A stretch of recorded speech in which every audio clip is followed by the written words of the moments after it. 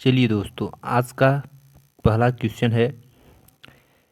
एक घड़ी में 8:20 हो रहा है, तो दर्पण में इसका प्रतिबिंब क्या दिखाई देगा। क्या दिखा है दोस्तों, घड़ी में 8:20 हो रहा है तो इसका दर्पण में इसका प्रतिबिंब क्या होगा। दोस्तों, जब दर्पण में हो और दोस्तों एक बार जल में जब दर्पण प्रतिबिंब पूछा जाए तो उसका ट्रिक क्या होता है दोस्तों, कि जो भी पूछा जाए उसमें दोस्तों हमें कितना से घटाना है। एक सेकेंड। तो दोस्तों 11:60 पर हमें घटाना है। लिख दे रहे हैं दोस्तों यहाँ 11:60, यानी दोस्तों 12 बजे में घटाना है। तो यह दोस्तों 8:20 इस तरह से लिखा हुआ रहता है। तो दोस्तों इसको हमें इस तरह से लिखना है 11:60, यानी दोस्तों 12 बजे। तो इस तरह से लिख के सारे दर्पण प्रतिबिंब के सभी क्वेश्चन में दोस्तों 11:60 पर घटाएंगे। तो 8:20 हो रहा है दोस्तों, तो इसको 8:20 इसको हमें माइनस कर देना है। तो हमें दर्पण प्रतिबिंब में क्या आंसर आएगा पता चल जाएगा। तो दोस्तों 60 में से 20 चला गया दोस्तों, तो कितना बचा 40। और दोस्तों यहाँ 11 में से 8 चला गया दोस्तों, तो 3 बचा। तो यानी दोस्तों 3:40। दर्पण में प्रतिबिंब क्या होगा दोस्तों, 3:40।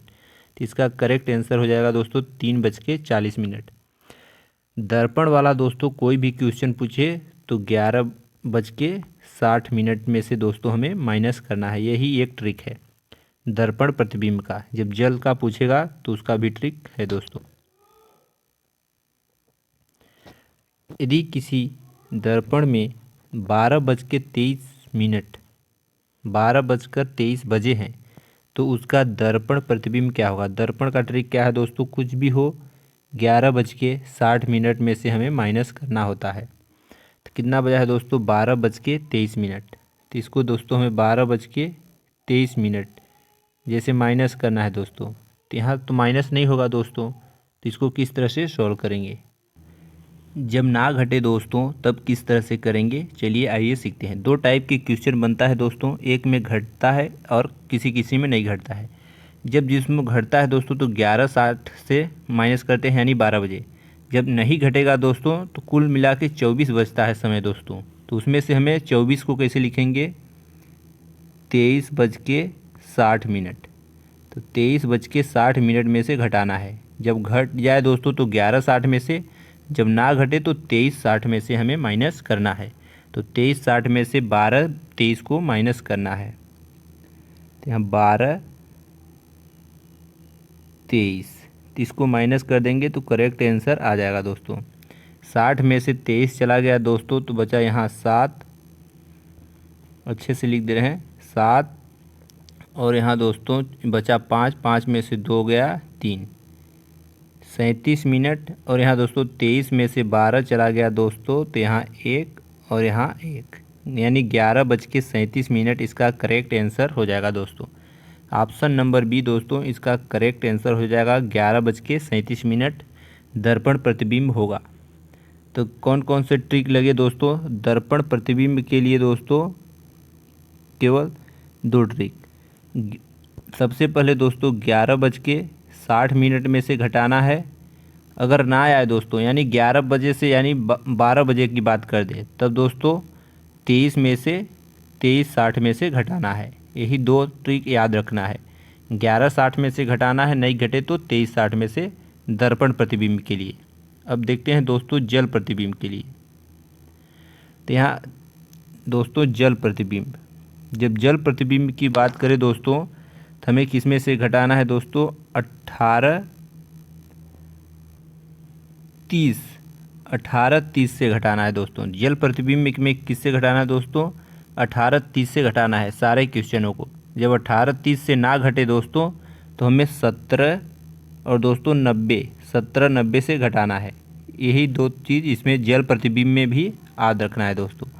यही 18:30 से नहीं घटेगा दोस्तों तो 17:90 कहाँ से आया दोस्तों, 17:90 यहाँ से आ गया दोस्तों। 18 को 1 कम करेंगे तो 17 हो जाएगा। 1 घंटा कम कर दिए तो दोस्तों यानी 60 मिनट कम कर दिए, तो 60 मिनट और 30 मिनट मिला के दोस्तों 90 मिनट हो गया।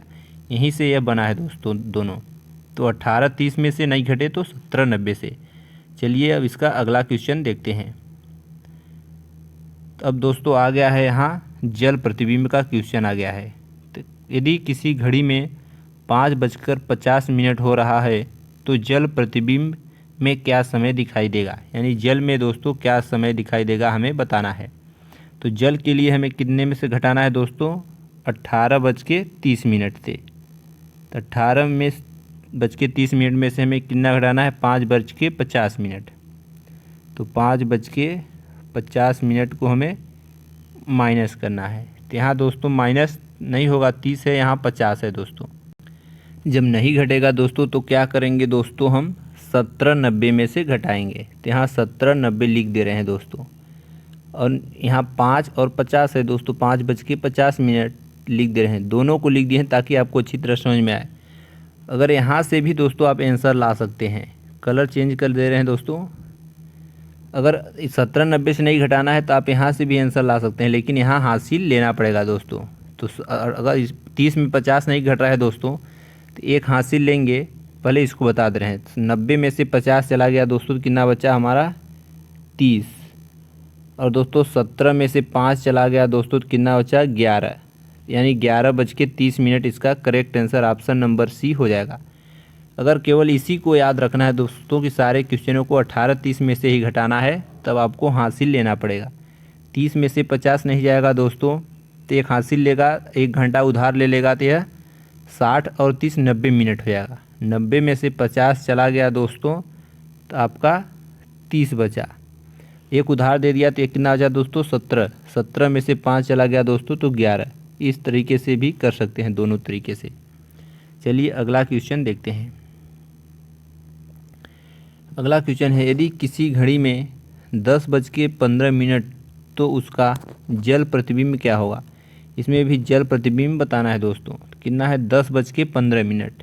तो सबसे पहले हम किस में घटाते हैं दोस्तों, 18:30 में घटाते हैं। कितना दिया है दोस्तों, 10:15। तो 10:15 को हम इसको माइनस करेंगे। तो 30 में से 15 चला गया दोस्तों तो 15 बचा। और 18 में से 10 चला गया दोस्तों तो 8 बचा। यानी 8:15 इसका करेक्ट आंसर आ गया। तो 8:15 इसका करेक्ट आंसर हो जाएगा। उम्मीद करते हैं कि सारे क्वेश्चन अच्छी तरह समझ में आए होंगे। दोस्तों क्या करना है दोस्तों, जल प्रतिबिंब में से दोस्तों 18:30 में घटाना है। और दर्पण प्रतिबिंब में कितना में से घटाना है दोस्तों, 11:60।